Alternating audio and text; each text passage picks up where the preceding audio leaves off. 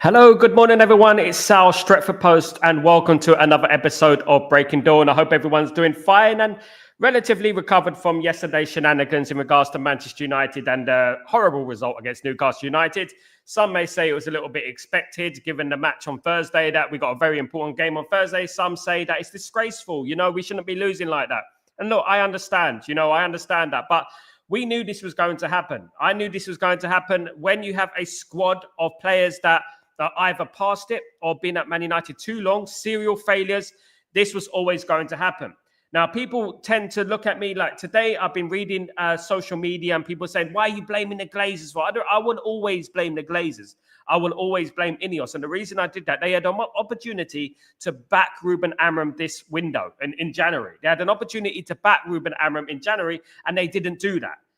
They actually got rid of 3 players and brought in 1 player that wasn't his choice. That was a player that we were after in the summer.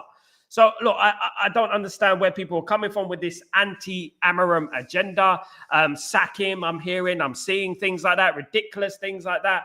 The fact that we've got Eriksen playing for this football club, Lindelof playing for this football club, and other players as well, that shouldn't be at this football club, speaks volumes to me. And I would say that until these players are replaced and they're gone, then we can start, blaming the manager and saying it's the manager's fault. Man United, there's a cultural problem at Man United. Like with every institution, every company that you look at, every company that there is, the culture of the club comes from the top. Regardless what you think about, they're his players, that's his team. There is a culture that resonates, that is an infectious virus at the football club, that no matter what player, what manager comes into this football club, they're going to get the same rubbish eventually. That's what's going to happen. And Amorim is trying to change the toxic culture. We got too many players that are comfortable at Man United. We got too many players there that, just stay still in a wage, just nice and relaxed. Do you know what I mean? Don't really care, to be honest, like we do. The sooner we stop blaming managers, we stop blaming, individual people in this club, the sooner we'll get back to success and where we need to be. We all know that Ruben Amorim is a great manager. So is Erik ten Hag. So is Jose Mourinho. So is Ole Gunnar Solskjaer. So all these managers were good enough to take Man United to the promised land. But they were never backed properly with the structure of the football club and culture inside the football club that needs to be improved because the culture is toxic. Let's read some of your comments, guys. Let me see really quickly. Big up, Ty. Big up, Rasta Stocks. What's going on, my friend? I'll be doing well. If I'm going to speak on the match, there'll be fire. It's the best. I don't say anything. Well, I fully understand your feelings there, man. I mean, these are coming from people who wanted Ten Hag out. Remember that?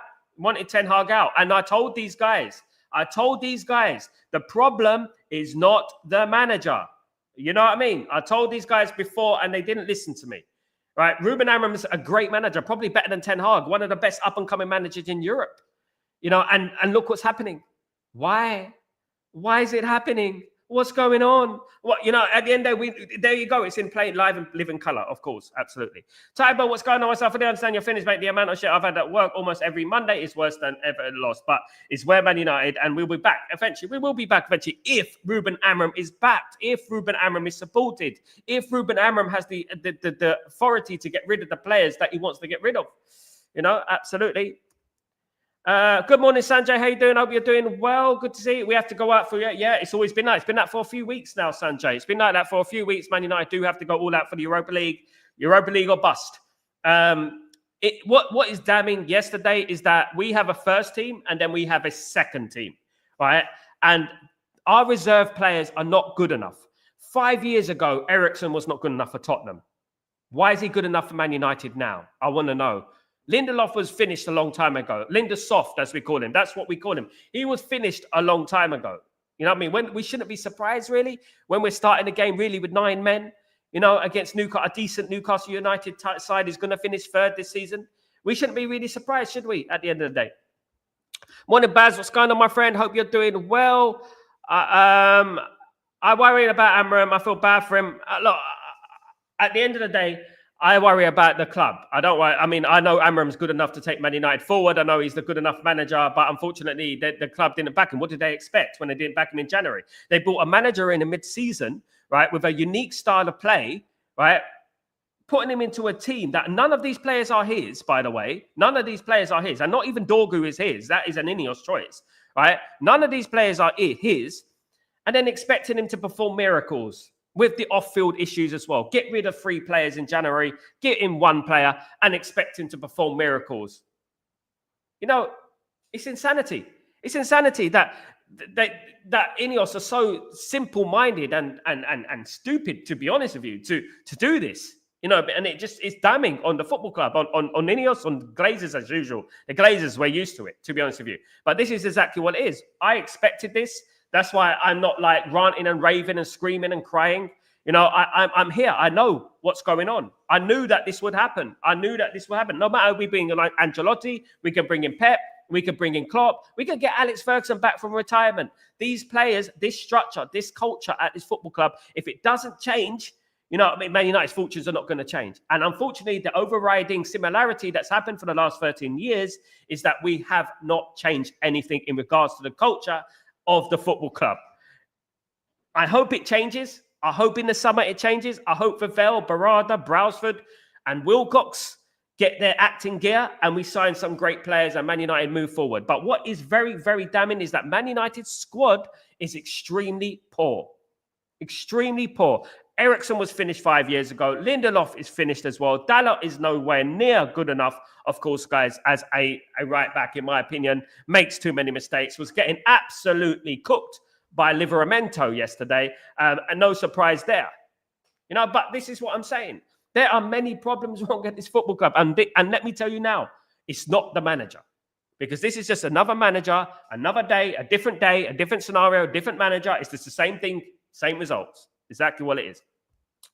Good morning, Shah. How you doing, my friend? Are we doing well? Morning, Sal. I already see fans that are not content with some fans content, not Amram out, but basically edging towards Amram out. The cycle goes on. And this is insanity, Shah. It's stupidness.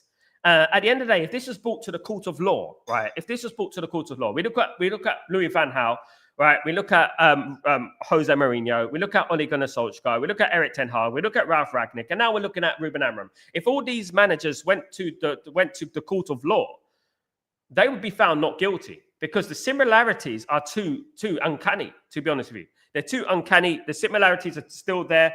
So they would be asking yourself, what is the problem? The DNA of the problem, so to speak, at the football club. So they will look into that.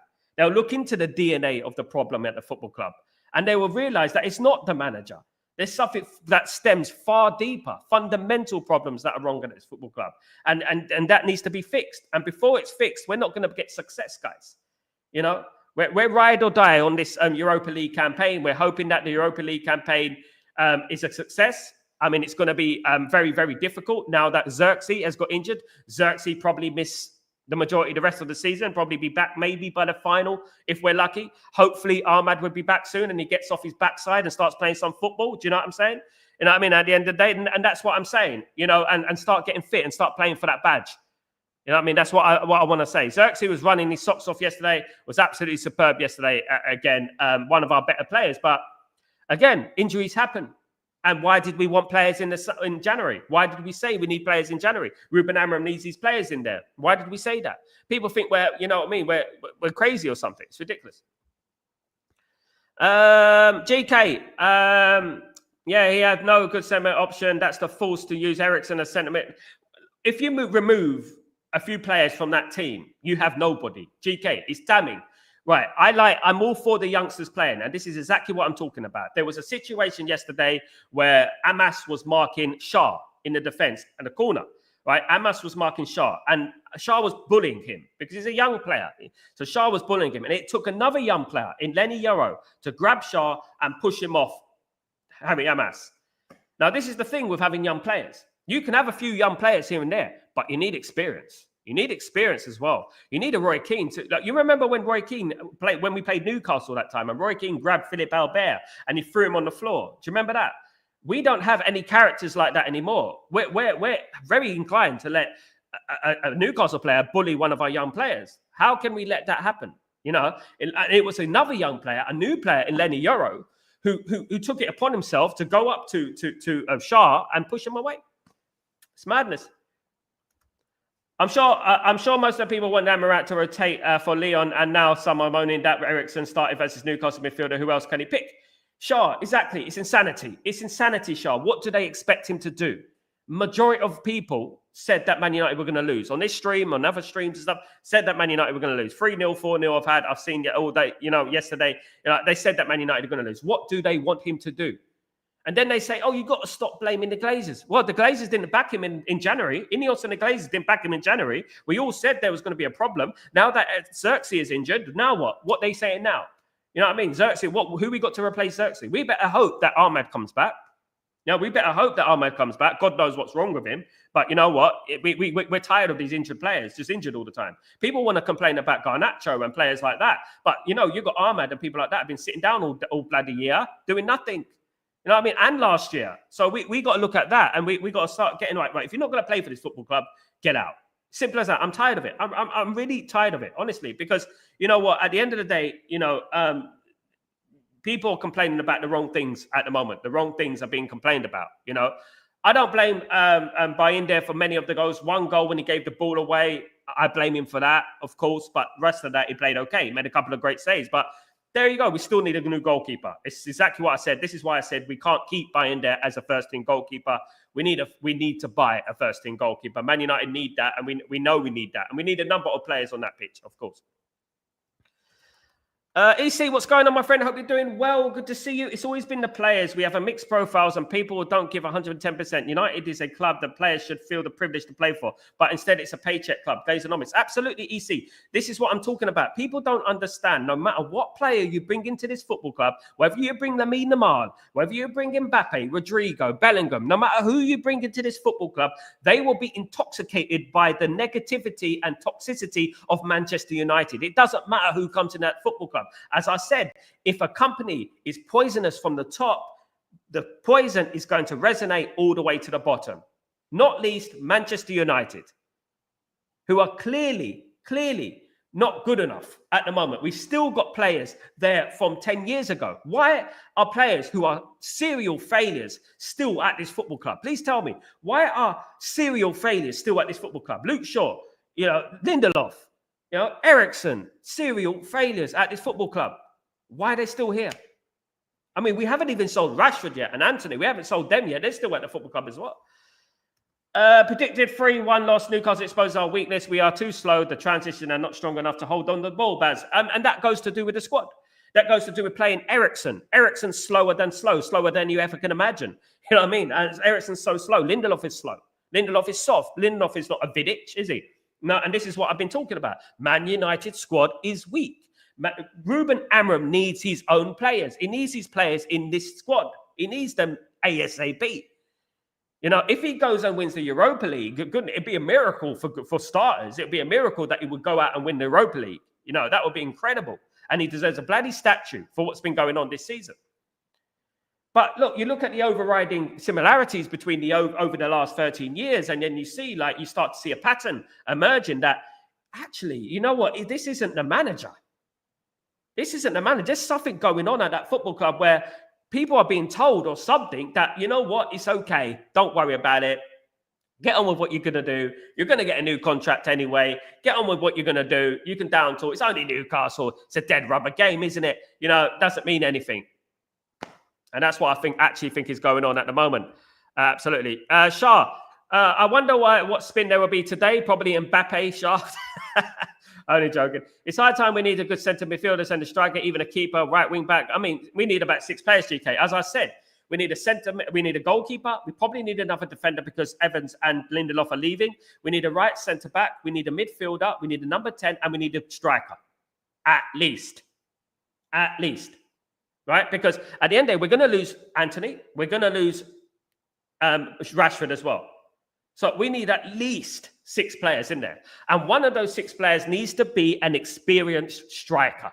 Man United needed an experienced striker. There's no coincidence that Alex Ferguson, when he used to sign strikers, it was either Dwight York, Robbie Van Persie, Mark Hughes, and, these type of players that were experienced. Even the likes of Berbatov and these players were experienced. Dwight York was experienced Premier League players.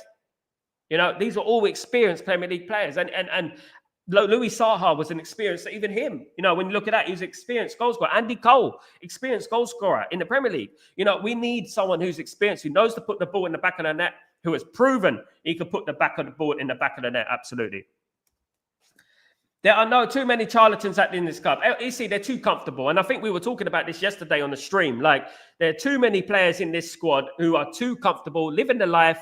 Ericsson and Lindelof are best friends. They go out together in Manchester. They live the cushy life. They get 200 grand a week. And you know what, living life, they don't really care. Oh, well, don't worry about it. So we get our wages at the end of the week anyway. That's it. Now, the only issue I have, right? We all know that Ericsson and Lindelof are leaving at the end of the season, right? This is the issue I have. Do not play players that are not going to be given a new contract. Again, do not play players that are not going to be given a new contract. The reason is because they're not going to give their all. Why are they not going to give their all? In case they get injured. Because they're going to be looking for another club. And if they are injured, the other club are not going to buy them. They're not going to sign them. So I would say, do not play players that are about to leave the football club. Play a youngster. Do something like that, whatever. Because they're not going to break their leg for Man United right now. We're not giving them a new contract. So they're not going to break their leg. Absolutely not. EC. Sorry, I'm just furious today after hearing Amram out call. But I mean, it's stupid, EC. I agree with you. See, I'm furious as well. I wrote a tweet on today. You know it, EC. You messaged me. We spoke. We know, isn't it, EC? We're fed up with it. We're pissed off with it, to be honest with you, because we're going round and round in the same bloody circle. Like, the same rubbish that they were splurting about Erik ten Hag is the same thing they're doing with Ruben Amram now. It's the same nonsense that we keep hearing every single other season. We keep hearing the same crap from the same individuals who don't understand football, who don't look at things in context, who are just vibes fans that just don't want to be wrong, don't want to get bantered by their mates. You know what I mean? And that's what it is. They don't look at the context of what's going on here. They don't want to look at things in a deeper light.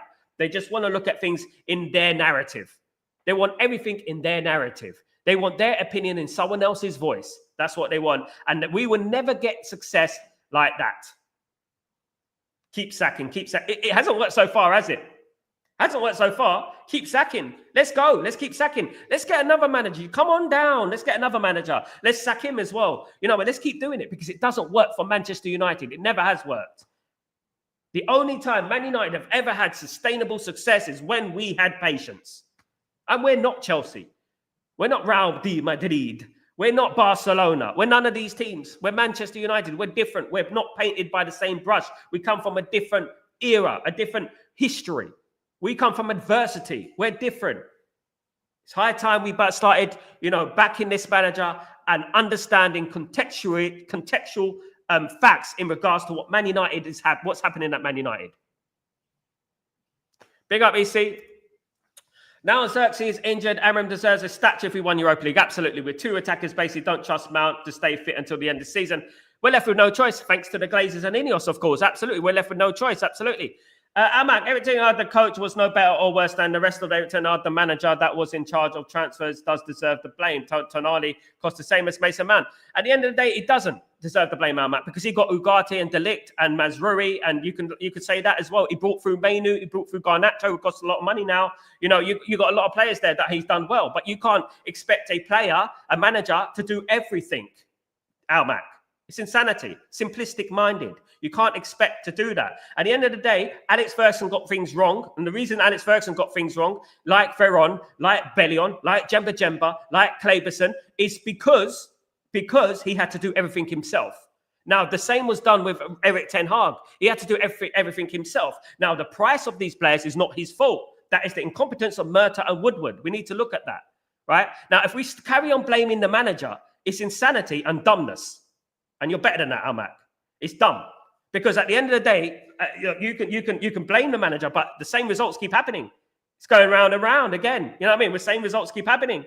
He hasn't had any of these players. We could keep spending money on different players. Different players are coming to this football club. They'll probably fail because of the culture of the football club. Look at the culture of the football club, the context. Look at everything. Look who we're run by. Look at the toxicity within the football club. Look at the sackings. Look at that. Look at that. At the end of the day, this team is nowhere near where it should be. But also, this team shouldn't be getting thumped by Newcastle at the same time. But that's not the manager, is it? That wasn't Ten Hag. Ten Hag came third and won a cup. 2 cups at Man United. 2 cups at Man United. Beating Man City in one, coming third in one season. Then the players suddenly decide it's down. We've done our job. Tyborg. Anyone blaming Amram must be crazy or blind. What has to happen? Understand the blame problem is 5 or 6 managers. This is not those managers, for fuck's sake. It is exactly Tyborg. It's just that they have this narrative where they think that it's the managers and it's the manager. It's his fault. It's his fault. It's his fault. Guys, it's not the manager's fault. It's not Louis van Gaal's fault. It's not Jose Mourinho's fault. It's not Ole Gunnar Solskjaer's fault. It's not Ragnick's fault. It's not Erik ten Hag's fault. It's not Amram's fault. Maybe it's high time we started using our brain a little bit more, connect the buttons, and start looking at the evidence that is supplied to us over the last 12 years. Now, I hope that everything can change. I hope that everything can change. I hope that in the summer, we bring in some players, philosophy changes, we bring in some, we leave some go as well, and then we can start getting back to the heights that we deserve to be. Big up, Barman. What's going on, my friend? Hope you're doing well. Good to see you. Absolutely. I saw that Sal Amram getting bullied by Shah on Abbas getting bullied by Shah on a corner, and it took a 19-year-old to step up. Vidic, Keane, Rooney, etc. would not have tolerated with an 18-year-old getting bullied. Absolutely, and there you go. Thank you very much. Thank you very much. And this is exactly what it is, Shah. Does Amram or Erik ten Hag or whatever manager go, well, I don't want you to support your young players when they're getting bullied in the box? People might think that's a small thing, right? People might think that's a small thing, but that is actually a significant thing going on right there. What does that do for the squad when you're seeing your own teammate, right, getting bullied? What and you do nothing about it? It makes you look weak, doesn't it? It makes you look weak. Look at Newcastle. Newcastle will be looking at, and Newcastle will be like, we got these guys, lads. We got these guys. They've given up already. Look at them. We're just bullying their young centre left back, and they're doing nothing. It took bloody Lenny Yoro, who's 20 years old himself, 19, 20 years old himself, to intervene. Bayern there needs a couple of games to perform. Once a month is not good enough to show you score. I agree, Tyber, but I just feel like Man United do need to buy another goalkeeper. At the end of the day, I hope that Bayern gets a chance, but I know that he's going to be dropped on Thursday.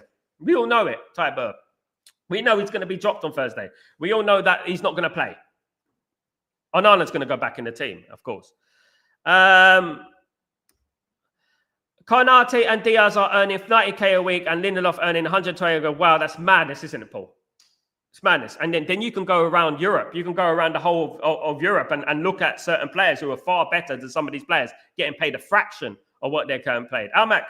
I know the culture story, but I'd like to see what I would look like with a better recruitment. I want to see the players we talk about brought in. I mean, at the end of the day, we can't do nothing at the moment, Almat. But you know what I would say, my friend, is that Ineos are on fraud watch. They're on fraud watch. They backed Erik ten Hag, right? Now it's high time they back Ruben Amram as well. Their guy. It's their guy, remember? So this is their guy. They can't let down their guy. Surely not. Well, they already have, isn't it, in January? But we already knew this was going to happen in January, that, you know what, we're going to start losing games if anyone gets injured and stuff like that. Kenny, what's going on? Bayern looked rusty in my opinion, but he needs to show there's some basic fundamentals to being a keeper.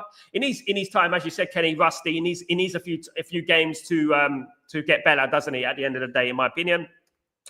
EC, correct me if I'm wrong, but it feels like we're playing with 9 men on the pitch at time. We do. Eriksson and Lindelof means Man United 9 men. Now, as I said earlier, if I was to criticize Ruben Amram about one thing, I would tell him this: Ruben, do not play players who are about to leave the football club. Don't do it. Because whether they give 100% or not, subconsciously in their head, they're thinking, I've got to be careful with that tackle, because if I tackle that guy and I get injured, no club's going to want me next season. I'm not going to get paid. And that is exactly what these players think like. Sad it is. It is sad. You know what I mean? But that is how it is. That's why I wouldn't play players that are about to leave the football club, especially in games like this, where they don't really care what happens about Man United next season. If it was an FA Cup final, if it was a Champions League final, yeah, you'll play them and they'll give their all, because you know what? They want to get that trophy, right? But if, games that don't mean nothing in relative terms, that they shouldn't be playing. They shouldn't be playing. Man United should play a youngster, honestly. About yesterday, anyone realised we were playing 9 men, Eriksen, Lindelof? Oh, yeah, absolutely. There you go, barman. Spot on, my friend. I hope we don't burn out Bruno because of laziness. Look, at the end of the day, barman, Bruno and Dalot and these type of players who've been playing every single bloody game, they should need to be dropped. Not dropped, but rested. I would say rested. They need to be rested. They need to, that's it. They're playing every single bloody game. And, they're going to be knackered. They played on Thursday, and Lyon, a tough game. And then they're playing yesterday. Then they're going to play on Thursday again. This is the thing. We don't have a squad, do we? Guess what? I saw some journalists on MAN and Garter. We know the journalist, Sharman. We know the journalist, isn't it? We know him. Laurie Whitwell, isn't it? Laurie Whitwell or Luckhurst, one of them ones. MEN journalist. Giving Ugarte a 3 and Lindelof and Eriksen 5s and stuff like that. It's an agenda, isn't it? They need to be sacked. They need to be relieved of their position as journalists because a lot of these journalists don't have critical thinking. They don't have their own brain. They have a narrative, right? What they have is that I don't like that player because he signed him and he signed him and Eric Ten Hag signed him and I don't like that player, so I'm going to criticize him till he gets sacked. That's what it is. Turkish fans told me last year that Binder is just error prone. He told me as well. I was in Istanbul in July, and they told me as well. But they said he's a good goalkeeper, but he is prone to mistakes. Everyone hyped up Binder, but he might be barely better. Binder, I don't think I hyped him up. I just think like when a goalkeeper makes a mistake, he needs to be dropped. Unfortunately, none of those Binder didn't really give me reason to drop Onana. But at the same time, you've got to look at it like this in context. Again, you've got to look at it, and Binder played one game in like 6 months. So how can we expect Binder to all of a sudden become this world-class goalkeeper that we're craving for? He's rusty. He's going to make mistakes. We saw him against Arsenal win us that game, single-handedly almost. And then he didn't play after that, So I would play him against Lyon. I would. But I would have a better team around him. I think it's very unfair when we bring these goalkeepers and we let him play in front of Lindelof and Eriksen and things like that, where Onana is playing in front of De Ligt, and Casemiro and Ugarte and these sort of players. He's playing in front of those players. He's playing in front of the first team, whereas Binder is playing with Lindelof and Amas, who's a young player on the left. God bless him. You know what I mean? It's difficult. It was always going to be difficult for Binder. I have to admit that Eriksen and Lindelof shouldn't have played, but maybe it's a rotation for the Euro. But it is, Kenny, and you have to ask yourself: who else has he got? Now, what I would do, Kenny, and I know, it can't have been much worse. It can't have been much worse, but I would have played youngsters. Because you never know what you're going to unearth. You never know if you're going to unearth a gem. Do you know what I mean? Absolutely. You never know if that's going to happen. We need Ahmad badly for the semi-final if we play Lyon. I think he should be back. Hopefully, he needs to be back, of course. We still need a sensible fan channel here. We still a sensible fan channel. So, other so-called United fan calling Ruben all kinds of names in an expected defeat to Newcastle. They're stupid, Pearl. And we told them under Eric Ten Hag, we told them the same nonsense. They're stupid. They don't understand. They understand their own opinion, and that's all they understand. And we told them, and many of us told them many, many times, sacking the manager is not going to do anything. I must sound like an absolute bloody broken record here. Sacking the manager is not going to do anything when you still have the toxicity, you still have the ugly culture at that football club. It's still the same thing. So sacking the manager is not going to do anything. Now, what is the problem at Man United? You can ask ourselves, right? At the end of the day, no matter if Eriksen played, Lindelof played, we shouldn't be losing 4-1 to Newcastle. So then you've got to look at the cultural issue at Man United, because we've seen this story before. We've read this book before. This is like a bloody repeat. It's like bloody Groundhog Day, the movie. Watched it 1,000 times. But the storyline is still relevant. And that is what Man United are. We're Groundhog Day. The same thing. When they want to turn up, they turn up. When they want to go toe-to-toe with 10 men against Arsenal and knock them out the FA Cup at the Emirates, they turn up. When they want to go toe-to-toe and beat Man City, they turn up. When they want to go toe-to-toe with Liverpool, they turn up. at the end of the day. But you know what? When they feel like, oh, you know what? The chips are down a little bit. We don't really need to win this game, do we? We don't really need to play in this game, do we? So just go easy today, all right? And the thing is, the reason I say play youngsters instead of Eriksen and Lindelof, and as I said, the reason I say that, Kenny, and everyone else, is because they're leaving the football club. They don't want to get injured. These players don't want to get injured. If they get injured, they're not going to be signing for another football club. So that is the only thing I would do. I would play more young players. I'll play the generational talent coming through our youth team. I'll start playing them. And if I was to criticize anything, and it's okay to criticize, but not be Aram out, or Erik Ten Hag out, or Ragnick out, or Ole Gunnar Solskjaer out, or Ruud van Gaal out, or Jose out. It's okay to criticize. It's great to say, well, Ruben Amorim, what he needs to do, he just needs to play a few more youngsters rather than playing the players that are leaving the football club because they're not going to give their all. Even subconsciously, they're not going to give their all. And that's what I would say at the end of the day.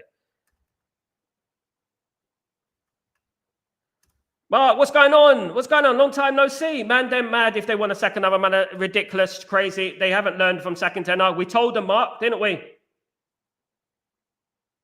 We told them. And then they want to cry about it and blame the manager. The fans all thought Amorim would be the best manager since sliced bread, but they all expected a manager bounce. Yeah, but at the end of the day, it's like at the end of the day, if he's given a bouncy castle with a hole in it, how's he going to get a bounce? You got Norbit. You know what I mean? At the end of the day, you got a bouncy castle, right, with a hole in it, with Norbit, right? Is it Norbit? What's the other one? Norbit's wife, right? The tie shot or something, jumping on that bouncy castle with a hole in it, a few holes in it. That is what the manager bounces at Man United. And how long a manager bounce will last, if it even lasts. If it even does. We didn't have a manager bounce because these players don't have the character. They don't have the character. I remember Man United against PSG a few years ago when we beat PSG 3-1 at the Parc de France and Man United went through. And I remember seeing when Rashford scored that penalty. And I remember seeing Martial, who didn't play in that game. But Martial was watching the game at home, right? And when he was watching it, standing up, celebrating. And he watched Rashford take that penalty. And he kept saying, character, character, character. Which means to me, what told me is that these players, this club in general, as a club, as an institution, as a business, don't have character. So it's a surprise when you see character from Man United. But we don't have character at the end of the day. Look at their midfield quality comparison between Newcastle and Man United says it all. It's ridiculous. And they're Newcastle, Kenny. And that, look, at the end of the day, I wouldn't say Ugarte's this, Ugarte had a decent game yesterday, to be honest. He was on his own, Kenny, right? But what I would say is that who's playing next to him? Eriksen. Eriksen is a bag of cement, mate. He's a bag of cement. Lindelof is a bag of cement as well. It's ridiculous. Let's get into some quotes from yesterday, guys. Want to read out some quotes if you don't mind. Let me just get into this real quickly, guys. Let me just read this. First of all, let me get into the player ratings, guys. The player ratings. No, let me go into the quotes first. So here we go. Some quotes from yesterday. It's normal. You need to be aware that you pay for Manchester United. You know the criticism will be there. You're going to get some credit when you do good things. You need to find the balance of the way to take it. Absolutely spot on there.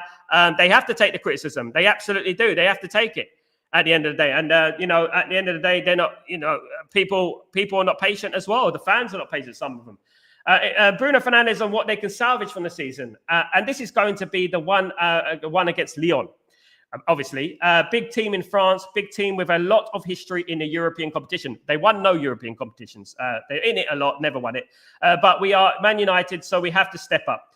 We have to do everything we can to win the game. And I'm pretty sure that my teammates and myself, together with all the club staff, together with all the fans and the club, will be together to win that game. Well, we hope so. We hope so. He did also say it's the opinion of other people. I can't make people have all the same opinion about me, about my players, about my team, and that's it. Obviously, we're not stupid. We know the position we are in. It's easy to criticize because this club has never been like this. It's never suffered in the last years the way we've been suffering this season, where we've been suffering quite a lot this last 10 years. Not as much as this, though. Of course, Bruno Fernandes on if they can salvage. I think I read that one. Absolutely. Almost every goal today came from a mistake. Absolutely, I agree with that. Bruno Van went to say, my teammates, I only get frustrated with them because I know how good they can be. I know how tough it is to represent this club. They want so much to give it to the club to win because they know how much they will be remembered if they win something with this club. Character, guys. Character. That is what it is. It's all about character, guys. We gave some goals away. We were good in the first half and had some big moments in the second half. We could not play as much as we wanted because we couldn't break the lines against their man marking. We didn't do it well enough, and the goals are from our mistakes. There you go. People can say, in regards to Ruben Amorim, he said, people can say whatever they want to say. If you look at our position in the table, it says it all. Losing games is the hardest part in the job. Let's focus on Thursday. He seems to be biting back now, Ruben Amorim. One thing I'll give about Ruben Amorim, he seems to be biting back. On Thursday against Lyon in the Europa League quarterfinal, we go forward, we create a big atmosphere in our stadium. We need to be on the front foot and give everything we have because we want to get to the semi-final. Let me say something, Bruno. We know. Bruno, we know. We know, mate. We know what you need to do. We know we need to win that game. It's a no-brainer, isn't it, at the end of the day? Cliche. We know what you need to do. You need to turn up every game, mate. In tough moments, we have done great performances against the biggest clubs in decisive games when everyone is watching. We are Manchester United. We have to step up and do everything we can to win the game, obviously. In regards to the second leg and bringing back Onana, you guys have to wait. We are going to start the next week tomorrow, and I'm going to choose the best starting 11 for the next one. Yep. I think you'll start Onana, my friend. All the mistakes we did today, we cannot do on Thursday. Better not. Telling you that. Absolutely. Better not. Guys, absolutely. In regards to regretting his choices in regards to the team selection, no, nothing, because we made mistakes and they were better. We had to make choices. You can't see Joshua Zirkzee. He was fresh, but he had a problem. I was waiting for more or less until the 60th minute to make the changes. But with that happened, I tried to avoid further problems. Yeah, he was going to bring off Zirkzee, wasn't he? He was going to bring off Zirkzee. Unfortunately, the butterfly effect, hindsight is a beautiful thing. I think it's over in regards to Zirkzee and Lyon. Sad, very sad, of course. Manchester United are physically and mentally a weak team, says Roy Keane. At the end of the day, surprise, surprise, Roy Keane, definitely. Roy Keane almost said it wasn't good enough in the second half of Manchester United. That's 14 league defeats now, and we keep making excuses for the team. They aren't good enough players that can ruin a run in the team and that want to run. They are not good enough a goal. They're not a goal threat either. We know, Roy Keane, we know. But what are we going to do about it now? Nobody likes to lose, but sometimes it's the way you lose. They have lost 14 games and they've lost 14 last season. That's why you have to point your finger at this group of players. Only defense I have is that a lot of them and the manager are still new to the league. Roy King went on to say, Ruben Amorim is scratching his head. I bet he cannot believe how bad this Man United team is. He obviously cannot say that because this group of players, the mistakes they are making, they can't seem to get around a bit. And I like this about Roy King because he's not entirely blaming Ruben Amorim, is he? He's not blaming just Ruben Amorim. He's looking at it subjectively. I like that. That is good. There was talk about before the game of there being signs for Man United and that they are getting better, but I can't see it. I just saw another poor performance, especially in the second half. It's not good enough. They don't look like a strong group mentality. Absolutely, I agree with that. I agree. As a group, Man United are not good, and this are not there. And mentality is a big thing, as I've been speaking about on the show already. And you know what? This is why adds weight to the narrative. And the notion that Ruben Amorim needs to be back this summer. Needs to be back this summer with his own players, guys. His own players. He needs to be back this summer. Absolutely. Let me know what you think of the quotes, guys. Let me know, of course.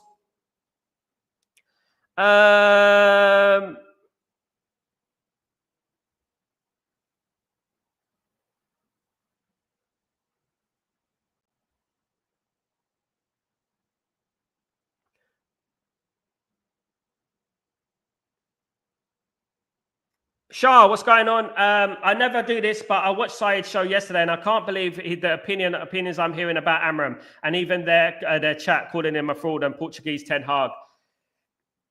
Mate, if Ruben Amorim is the Portuguese Ten Hag, Syed is the Somalian Mr. Blobby. Well, there you go. Oh dear. Amram deserves a lot of credit. He ain't doing an Arnie slot where his tactical tweak. It's a whole new style, and he hasn't inherited a team of winners. It's absolutely easy. All Arnie slot needed to do, right, is press play. That's all we need to do. It's just press play at the end of the day. These same people were blaming Ten Hag for everything, and now they blame Amram for they've been exposed. They've been exposed, and they're trying to cover that up. They're trying, oh, well, it doesn't really matter about, what manager it is. We were told that, as soon as we get a new manager, we're going to see an upturn in results. We're going to see, a Man United winning games with this same bunch of frauds. The only frauds are some of these players, guys. The only frauds are Ineos. The only frauds are bloody Glazers. That is what it is. As far as Amram's concerned, the owners gave him a race car with a flat tire and perfect and defect engine. What can he do? Exactly, barman. Exactly. You know what I mean?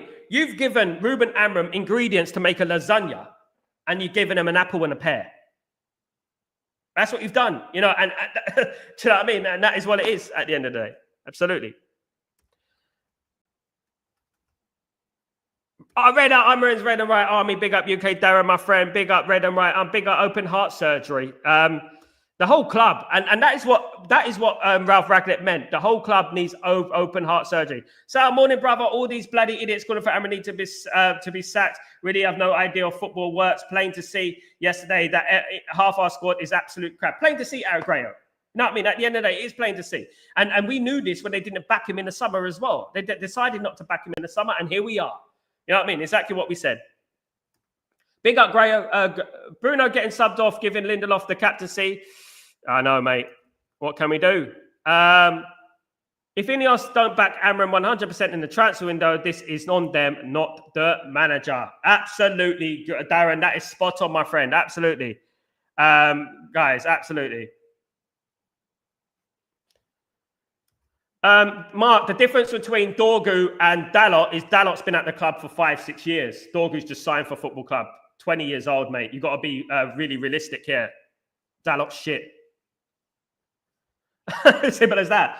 Morning, Grayo. Big up. And Dorgu can improve, but we're putting a lot of pressure on these young players. EC, totally agree. Big up. Shah, I don't think some of these guys understand what this is. That's why they don't do streams and stuff, because dead rubber, mate. Not the greatest of mornings after the dreadful. Absolutely, Grayo. Absolutely, my friend. Absolutely. I agree. It's been like this all season. Absolutely, Grayo. Big up. Agree, Sal. Choosing youngsters and leave out the people who shut down, like Ericsson and Lindelof. Yeah, absolutely. Leave out the people going to leave the football club. That's what I would say. And the only criticism, if I was to criticize anything about yesterday and the last few games, I would say that leave out the players who are not going to be playing for this football club next season. That's it. Because they're not going to give their all. Definitely not.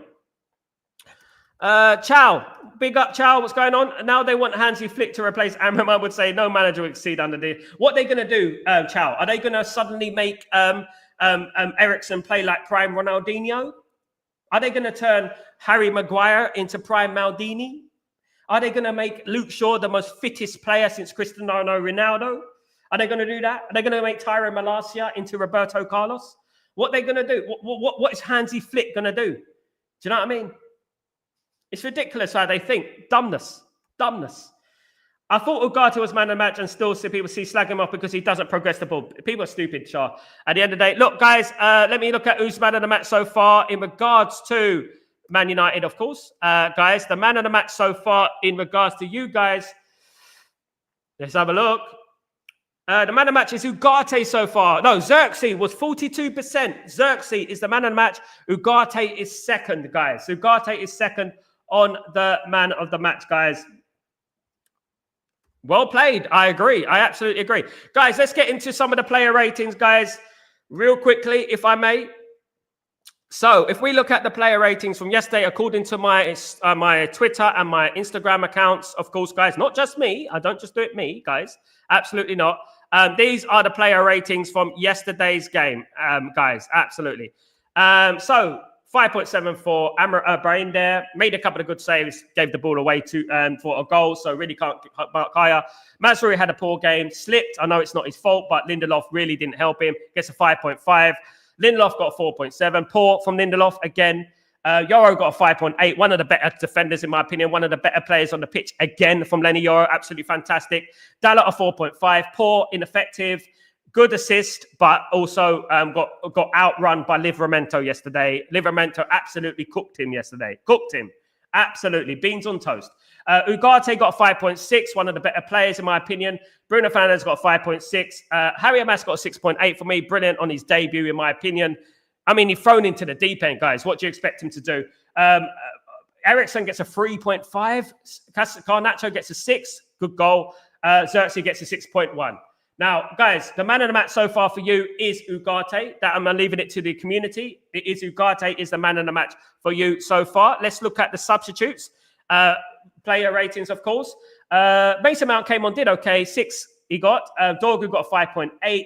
Hoyland got a 6.1. Shaw got a 5.0. Mainu got a 6.0. So actually, the substitutes are ranked better than the actual team. Now, Ruben Amorim got a 5.5. Now, I think it's a little bit unfair in regards to what he had to choose from. He had to rest players for Thursday, of course. The only thing, as I said, and I bang on the drum about it, is that he should have played youngsters instead of playing Ericsson and Lindelof. I would have done that. I would have played Kokunki. I would have played Morehouse. I would have played those players instead of playing Ericsson and Lindelof. That's what I would have done. You would have learnt more. You know what I mean? You might have unearthed a gem. That's what I would say. But 5.5, you can't rate anymore in regards to a 4-1 defeat, to be honest with you guys. Disappointing. Really not any worth doing the player ratings because obviously, you know what I'm saying? It's just, we just were poor. You know what I mean? To be honest with you.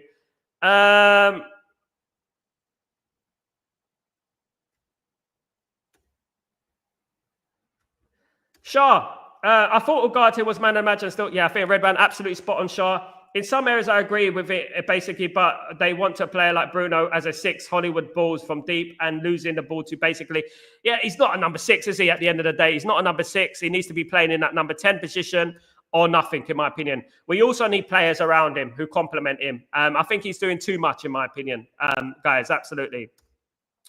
Last night, absolutely proved Roy Keane right. Yeah. In regards to Bruno or in regards to the team in general, Kenny? Shah, I thought Xerxes was in a graveyard shift and wasn't in the game first half, but second half was doing really well until the injury. The game changed when Xerxes went off, Shah, didn't it? The game changed. We lost control of that area of the pitch. And you know what? It just goes to show you how well he's done at Man United, and I wouldn't play him as number 9. I don't think he's a number 9. He shouldn't be playing as number 9. Man United definitely need a new striker, definitely to complement, obviously, Rasmus. Rasmus needs someone to learn from, if I've been fair. I think that Xerxes is more of a number 10. We definitely, desperately need Ahmad back now. Desperately need Ahmad. Ahmad needs to get his acting gear and start getting fit now. That's what we need. We definitely need them fit, definitely. Him fit. I genuinely thought Bruno was tired yesterday. That's why, Jack Shaw, this is the thing we have to remember as well. We have to put it in context. As I always put things in context, of course, Bruno is tired. Dalot is tired. But Bruno plays every single game. Dalot plays every single game. Whether he's good enough or not, it's another question. Dalot, in all fairness, plays every single game. Every game. And for me, he's regressed. In regards to Bruno, I think that he's just playing too much football. And yesterday was a great opportunity to rest him. As I said, play Morehouse, play someone like that, of that nature, and see what happens. You never know. You never know. But what will happen? The positive is that these players will learn, won't they? They will learn. The young players will learn. Big up, Kenny. Mainstream media starting the cycle, turning on Amorim. I saw it from Gary Neville's an absolute prat, mate. An absolute prat as a pundit. He's an absolute prat. At the end of the day, he came in a generation that was already set for him. It's very self-righteous of these players to be talking about this team. When he played in an era where we were stable. You know what I mean? Very stable and in a team full of winners. These guys, man, absolutely. He just needs to concentrate on licking Jim Ratcliffe's backside. That's what he needs to concentrate on. You know what I mean? Absolutely. So saw some account clip someone out of context saying that about Flick because he's done well at Barcelona, as if he won't do nothing at Man United. Be in the same position, Shah. Same position, in my opinion.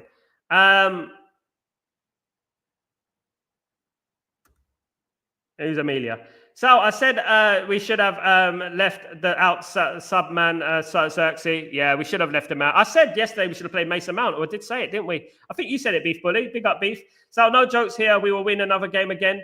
We'll win the Europa League, Beef. And I'm telling you right now. And I'm putting my neck on the line for you, Beef. I'm putting my neck on the line. We'll win a Premier League game, 1 or 2 Premier League games, and we'll win the Europa League. What happens if we lose the match on Thursday? It may be an unfair red, you know. God forbid if we lose the game on Thursday, then the season's signed, sealed, delivered. Stevie Wonder. The season's Stevie Wondered. Signed, sealed, delivered. I'm yours. And that is meaning yours, meaning that obscurity. Man United lose on Thursday. We have nothing to play for. That's it. That's it. Wait till next season. You know, and I just hope that they don't sack Ruben Amorim. I really do. I think we need experienced left winger, right winger. Shaw is that guy, isn't it? Whenever Shaw is fit. I was shivering that Luke Shaw getting injured by being aggressive, and in one moment he was overlapping and he didn't need to. Pick up Shaw. Yeah, he's made of glass, isn't he? Guys, only 5 more likes and 50 likes, so please smash the likes and subscribers. Thank you so much, Gray, you legend. Thank you, mate. Big up the legend, of course. Joe Blackman, what's going on, you legend? Good to see Joe Blackman back in the house. Going on. Show some appreciation. Drop a like, subscribe if you're new. Thank you, Joe. Big up yourself. Hope you're doing well, brother. Hope you're good, mate. Hope you're good. Absolutely. It's going to be civil war on YouTube space if we lose to Lyon. If we lose to Lyon, Kenny, I'm going to become a monk for about 24 hours, Kenny. I'm just going to go missing. I'm going to go ghost. I'm going to be Tupac Shakur. I'm going to go ghost, guys. I'm not going to come. You're not going to see me. In fact, I might get an AI to do this stream, to be honest with you, because at the end of the day, I'm like, you know, I can't be deal with it. I can't deal with the blood pressure, man. I can't deal. I'm 40, you know what I mean? In my 40s, for goodness sake, I can't deal with the blood pressure. I can't deal with all these idiots calling for the manager's head. Same thing, because, you know, it's just stupidness. What do you want Ruben Amorim to do, guys? What do you want him to do? It's on Ineos. It's on the Glazers. They didn't back him in January. And don't tell me Dorgu, please, because Dorgu was wanted by Ineos in the summer. You know, at the end of the day, they didn't back him. We knew this was going to happen. We didn't think it'd be this bad, but obviously we still got bags of cement in that team, like Lindelof and Eriksen, who can't do nothing at the end of the day. I remember in 10 hours first season, we got knocked out of the UEFA Championship with 2-2, first leg, 3-0, second leg, but we were Old Trafford for the second leg. Yeah. We got to do a lot better. We got to do better. I fear for Joe Blackman. I fear for if we lose to Lyon. I fear for him as well, Joe. One thing I would say, Joe, is we shouldn't be losing to Lyon. Regardless what you think of Lyon or what we think of anything, our team, our first team, is better than Lyon. And we should be able to beat Lyon. And I think that we will beat Lyon. I think we will. In regards to Athletic Bilbao, which looks like most likely to be Athletic Bilbao, but you never know, Rangers got a great result with 10 men. I think that Athletic Bilbao is going to be the difficult game. With the two Williams on the wing against Dalot, you know what I mean? It's going to be a nightmare, mate. And I think that if we lose that game, maybe Ineos would be pressured. They'd be pressured into doing something. We're relying on that heavily. For me, it's do or die. It's the game of the season, biggest game since the FA Cup final again. And I think that Ruben Amorim needs to make sure he wins that game, and the team needs to make sure they play in that game 100% and until the end of the tournament. And hopefully, I think if we beat Lyon and we beat Athletic Bilbao, I think we'll win the Europa League. I do believe that. Given Ahmad might come back into the team, which would be good news for Man United, of course, and other players will come back. De Ligt will be back as well. You know, the only problem I had yesterday about Ruben Amorim, if I was going to bring anything about Ruben Amorim, is that I think that playing Eriksen and Lindelof was counterproductive. I think that Eriksen and Lindelof are leaving the football club anyway. They're not going to be given a new contract. So maybe he should have played a Morehouse, or maybe, and played Kokonki. Maybe he should have done that. You know, maybe he should have done that, because at the end of the day, we learned nothing, and we learned nothing from Lindelof. We learned nothing from Eriksen. Maybe if we played a couple of youngsters, it might have been more beneficial to the future of Man United. And what could have been worse? We lost 4-1 anyway, didn't we? Absolutely. But hindsight is a beautiful thing, as we say. Beef Bully, we are 37 points need 1 more point to stay up. Come on, we're going to stay up. Survival. Absolutely. You know what I would say, Shah? We're just incredibly lucky that teams below us are much, much worse than us. We're just incredibly lucky that they're much, much worse than us. Shah, I didn't even look at the Premier League table. I'm not looking at it myself, Kenny. I ain't even looking at the games we've lost. Keep hearing 14, but don't want to hear it. What is the biggest problem of Manchester United and the Football Club in general? The Glazers, Ephraim. The Glazers. The Glazers. And Ineos now. As I've said many times, think of a company, right? Think of Sainsbury's or Tesco, whatever you want to think about it, or bloody Waitrose. Think about that, right? And think about how things are run from the top, right? If things are run poisonously, greedily from the top, it resonates down all the way to the bottom, right? No matter what institution, what business you're in, if a culture is at a football club of, well, we don't really need to win the league, we don't really need to win the Champions League or qualify for the Champions League to survive here, we still get a new contract, subconsciously, players will down tool, subconsciously. And as we know in football, football is about fine margins. Football is fine margins here. You know what I mean? So you're dealing with tiny bits and detail that can change a game completely. The difference between drawing 1-1 and losing 4-1 is literally that bad. You know what I mean? And I think that the way we're run from the top is resonating to the bottom, and it is a virus that is expanded and got more potent in the last 13 years. Right? And until we cure this virus, which means doing something we've never done before, sticking by the manager, backing the manager and backing the process in regards to getting players out as well as getting players in. Getting the poison apples out, getting the good apples in. And that's what we need to do. And hopefully we're ready by next season. I just saw it on Twitter. It makes me want to throw up. A worst Premier League season over. Madness. Wins you see are Wolves and then West Ham. Well, mate. We should play Heaton, though. Goodness me. He's funny, isn't he? Does anyone have De Gea's number? Told you guys. Absolutely pathetic, isn't it? Guys, I want to thank everyone for joining me today. Thank you very much. Please don't forget to subscribe to the channel. Well on my way to 10,000. Guys, we need to move that up to 10,000 very, very quickly, guys. How long is that? So we'll find out today, Beef Bully, hopefully. We'll find out today. Shah, where would we be with De Gea being a better position 14? I remember he saved us. We'd be in a much better position, Shah. Put it that way. Yes, last season probably would have survived in the Champions League, would have went through. Thank you so much, Joe Blackman, and big up yourself. Congratulations on the United view and stuff like that. Much love, brother. Wish you the best of luck and everything. And guys, thank you so much for joining me. Don't forget to smash a like, please. And please don't forget to subscribe to the channel if you're new. Thank you so much, Grayo, you legend. Thank you so much for joining me last night and today. It's difficult, isn't it, Grayo, when you have to get up in the morning and talk like this, and it's getting so difficult, and I just hope things change. I really do. This fan base deserve it. They deserve it. Absolutely. Cheers, that's sharp. Big up, Joe. Thanks a lot, guys. I'll see you hopefully later on for Chatterbox. If not, I'll see you tomorrow for Breaking Dawn. But I will be here live when everything breaks, guys. So put your notifications on. Have a great day. I'm Sal Warner. This is Breaking Dawn. Take it easy, guys. See you soon. Bye.